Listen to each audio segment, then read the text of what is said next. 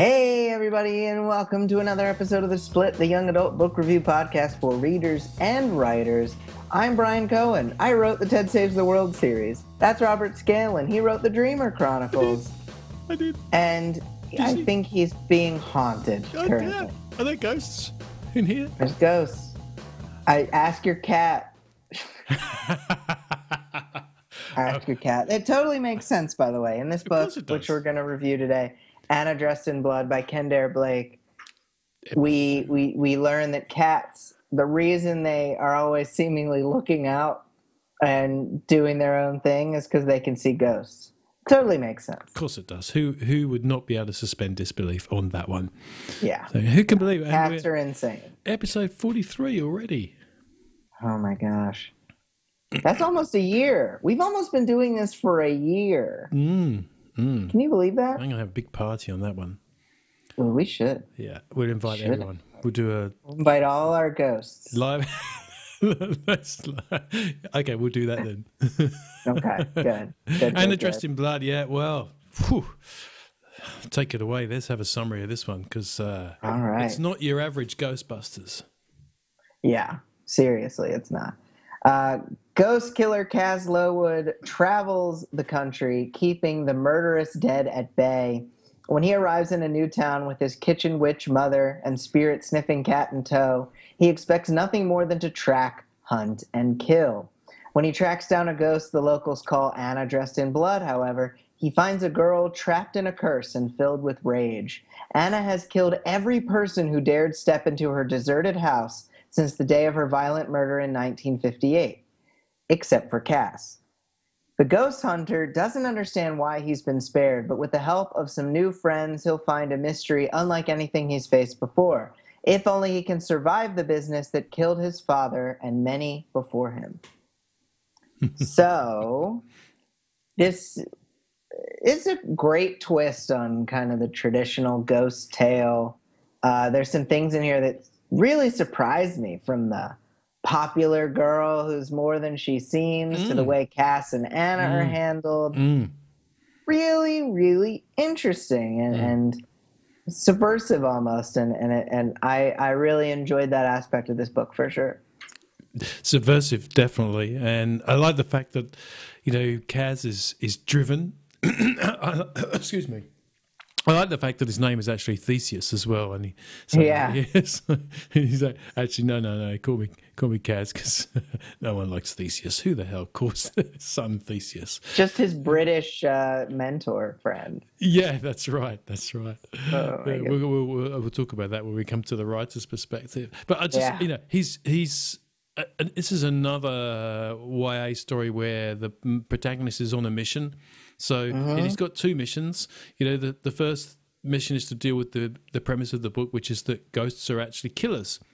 And, we haven't realised that perhaps up until now, but all those people that go missing and never found, or suddenly, somebody drives a car off a bridge and you can't explain it.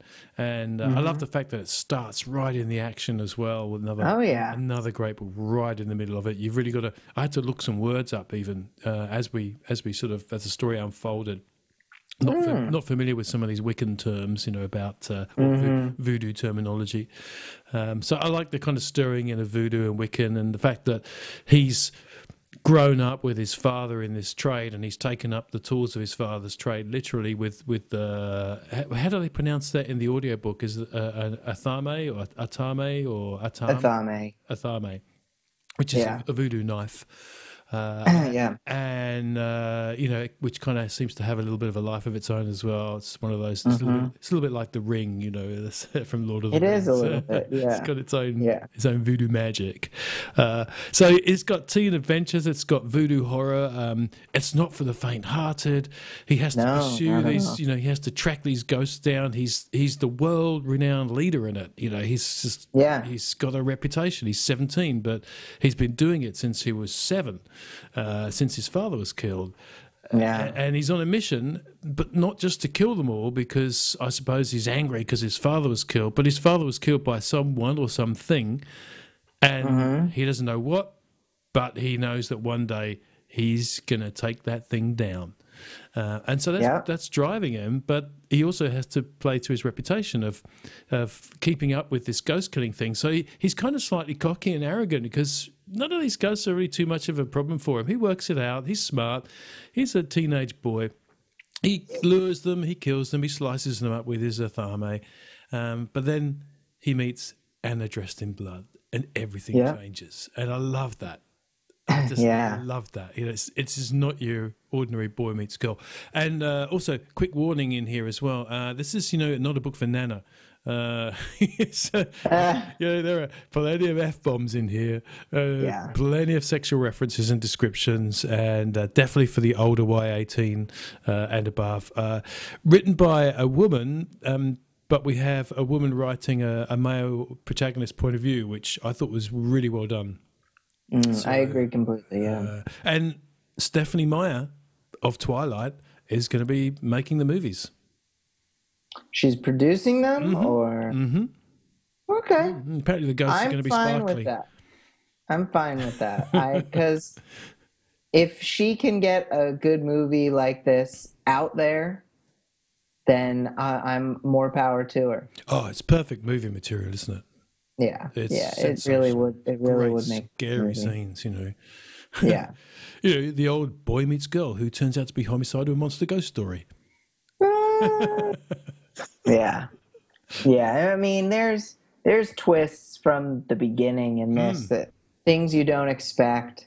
You've got this kind of setup where, and this is really early in the book, so I wouldn't call it a spoiler.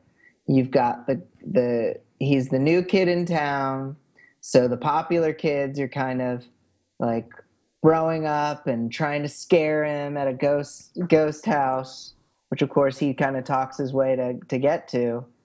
But then things really take a turn, like a very unexpected turn, and early enough in the book that you're just not even ready for it.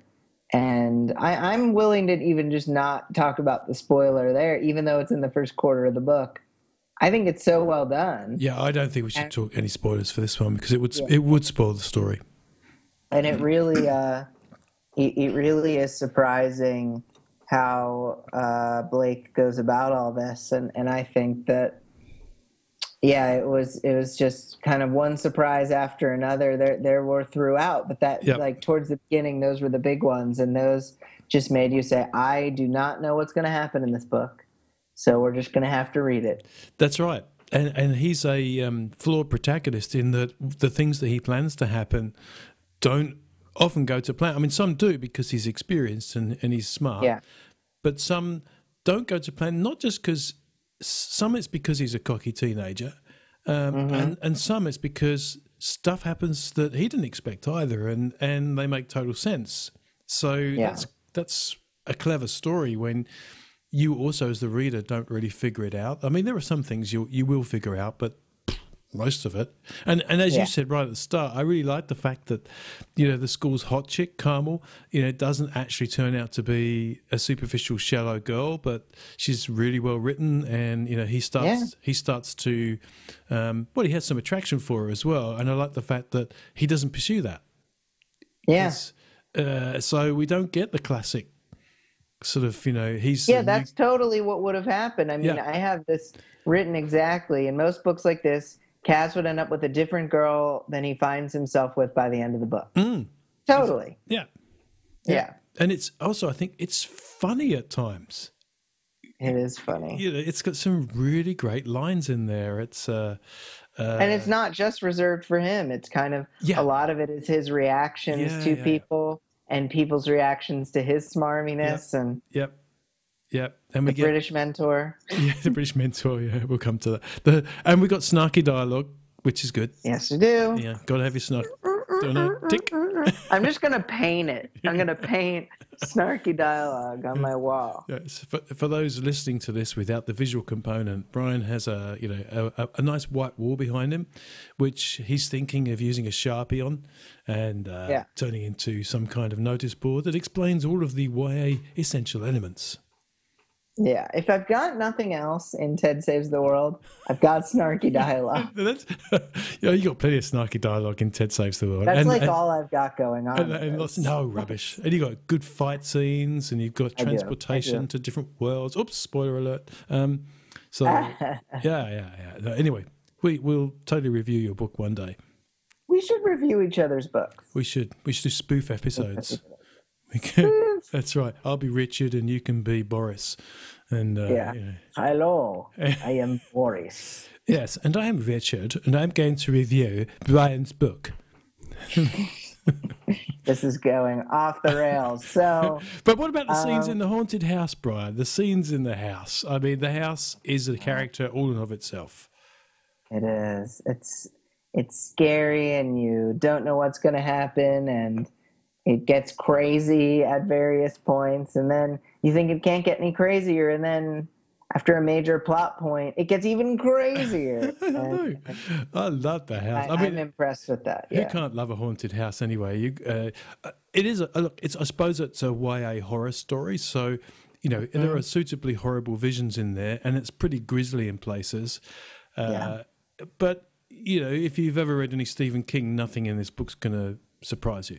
I agree. I likened it to a sort of a darker, more adult version of The Screaming Staircase. Because of what happens if you grow up and you want something a little bit more in your face? Yeah, go for Anna Dressed in Blood. Yep, I totally agree. Yeah, we need to read more horror. I mean, this was a real fun one. It was. And what about the jocks, the school jocks, and the new school he goes to? It's just hilarious. Yeah, that's the great thing about this. You've got so many of these different characters, and then you've got these dumb jocks, but they've got some interesting qualities of their own. And yeah. And it's tough to go into any more without any spoilers. That's right. And the weedy, nerdy sidekick, Thomas, who actually turns out to be really cool. An awesome kid. And the cat. Yeah, and love the cat. I mean, that's right. Yeah. How can you not love the cat? That's not a book for dog lovers. No. Rain. Go look for Rain. That's right. So, writer's perspective. Let's do it. Writer's perspective, yeah. Anna, we haven't even talked about her. She's an awesome character. Ooh. And the audiobook, it does a really great job with her. She has kind of this slight European accent. Oh. And it's very interesting. And she is, I mean, when you think about it, she kind of has the biggest arc. Definitely. Which, when you think about a character that is the antagonist of the title. Yes. When you think about that character having an arc, usually your typical, quote, beginning of the book bad guy is not the one who's going to change from beginning to end. No, possibly, Darth Vader-esque. We're into Darth Vader territory, I think, with this in terms of... That's a great comparison. Yeah. So... But Anna is not... Oh, nothing like it. Chalk and cheese. It's not Cass's father. I just wanted to point that out. In case anyone thought that was the comparison. Oh, spoiler. We're not going to say anything. This book's too good to give spoilers. You've really got to go read it. And look, but I love the Darth Vader comparison because you've got that character who's the scariest at the beginning and then has an arc, has an actual arc. That's right.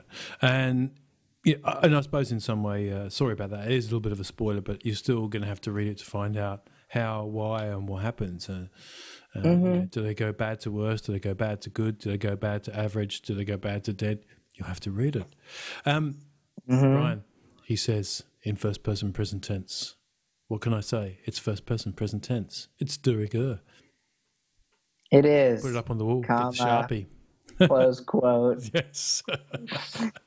We've been doing dictation lately, or I have. And Robert has been talking about it. Yes. Anyway, this is another example of a book similarly to Angel Fall, which we just reviewed in the previous episode. It's a great example of a story that leaves a back end open for the future while it still closes up all the current business. And that's a tough balance. That is a really tough balance. And I think it's really well struck here. Definitely. Yeah, very nice. Very nice elements. You know, it would be both with Angelfall and with this, the temptation for a inexperienced author would be to describe backstory and huge flashbacks. And we do get a few, but they're timely.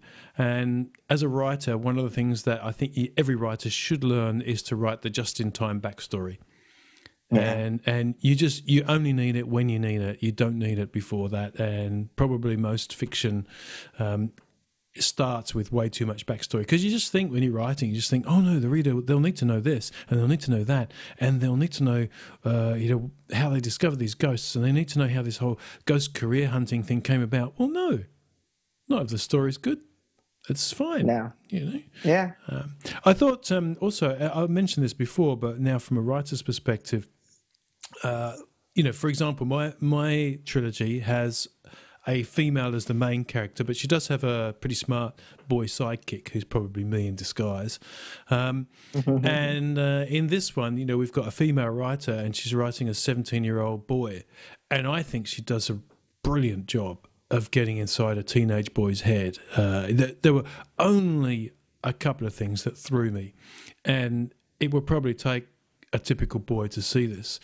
I just thought occasionally the descriptions of what people were wearing, especially Carmel, were a little bit too detailed from a boy's perspective. But Kaz is a thoughtful character, so he might be cocky and but he's deep. Maybe he reads fashion magazines. Look, most boys looking at a girl like Carmel would not be thinking about her clothes. Correct. So, and he does that too. So I'm not. This is a minor wrinkle in the sense of I'm saying how perfectly does this author write a 17-year-old boy, and she does. Yeah. Yeah, I think you're right about that for sure, and all the characters I think inhabit their spaces pretty well. You said you were going to talk about the British guy. I don't want to forget. That is my next point. Yes, look, absolutely. We need to talk about the British guy. And the British guy seems to be very convenient. He seems to have all the answers. Just when Kaz is running out of any knowledge, he conveniently picks up the phone, speaks to the professor over there in England, and now he's back on track again. Very nicely convenient, rather James Bondish, don't you think, Brian? I agree, Robert. I think that sometimes you just need a British guy to be able to call. But I think that he is a little convenient, but no more convenient than Giles was on Buffy the Vampire Slayer. No more convenient than basically all those kind of shows. Grimm, there's people who've read all the books and know all the stuff just when the main character needs to know it. I think that's par for the course with this kind of stuff. And the character is funny enough that it kind of covers up some of that Deus Ex Machina kind of stuff there. Yeah. It's, as I wrote to my notes to myself, it's almost Deus Ex Machina, but they're not. And the way I resolved it to myself is, look, Kaz is a world authority on dispatching ugly ghosts. Yeah. So he'd be networked with the best, and for sure he'd have a relationship with the expert over in the UK there. So of course. So everyone needs an English expert. Everyone needs an English expert. That is for sure. Or an Australian expert. Mate.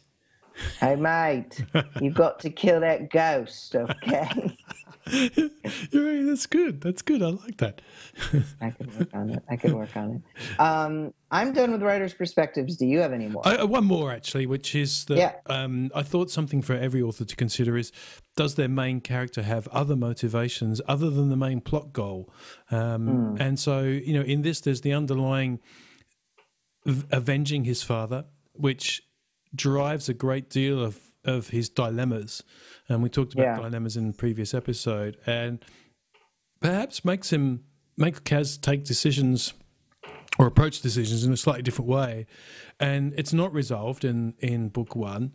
The main plot premise is resolved in book one, but his underlying drive, is almost his reason for living, is that he's going to find this thing that killed his father, and my name is Kaz Loward. You killed my father. Prepare to die. I think he's going to say that. I think he is. Yeah, for sure. So I really like that. I like the fact that there was that underlying motivation all the way through, and he didn't. Blake doesn't shove it in your face. Mm-hmm. It's just there as a subtext all the time, and I think that's masterful.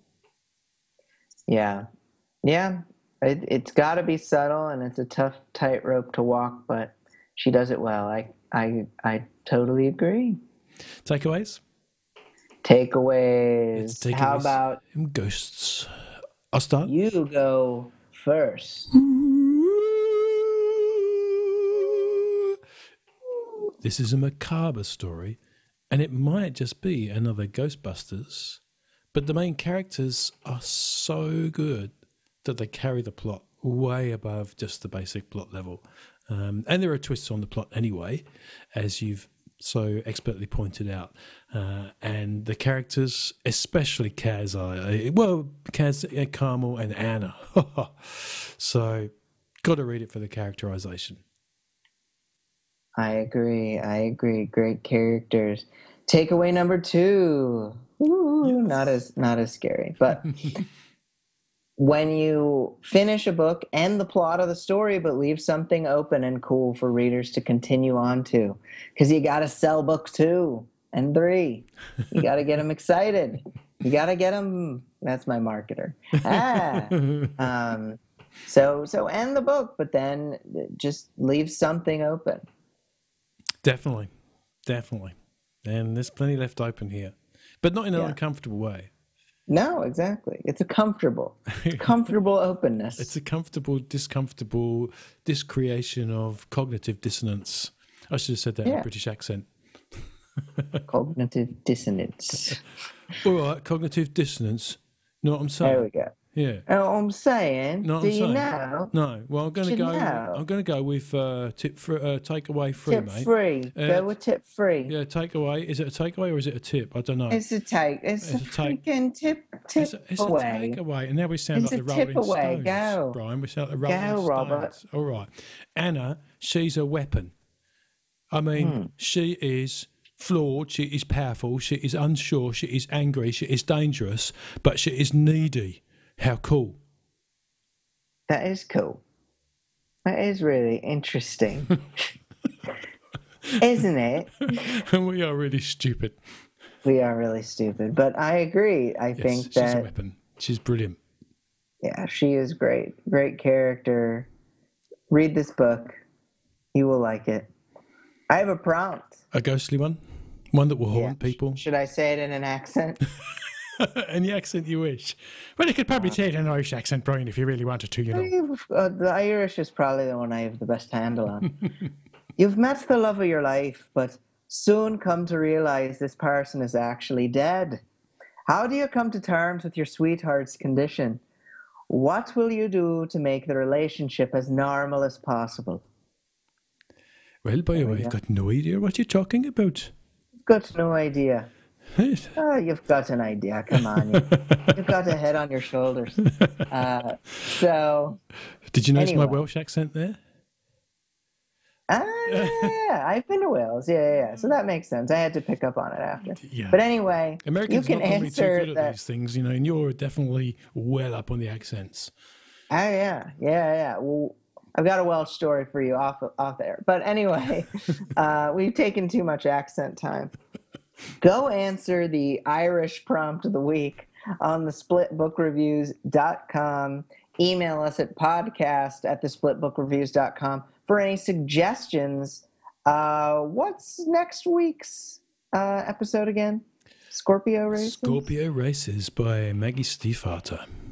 Ooh, I'm excited about that. I've downloaded it. I haven't started reading it. This is one that's also scheduled for a movie. I mean, we do like to find the ones that may have a movie coming up because it's kind of a bit more interesting. Well, if this is a book that you love, how do they actually do that? How do they do it successfully? And, I think that's also key to the YA genre because so many YA books now are being made into movies. Hunger Games, Maze Runner... Hunger Games, Maze Runner. There's Maze more Runner than 2, Maze Runner. Hunger Games 3. Yes. Anyway. Yeah.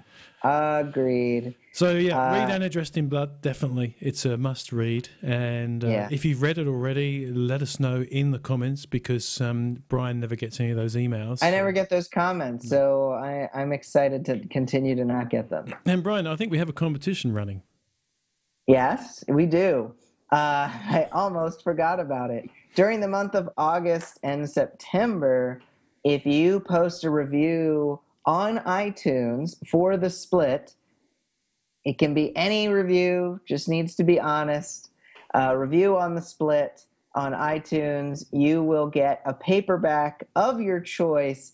We will pick one out of a hat, one reviewer out of a hat, and you'll get a paperback of your choice. So to be entered into our sweepstakes, you must leave a review, and we'll do random.org or something. Pick someone.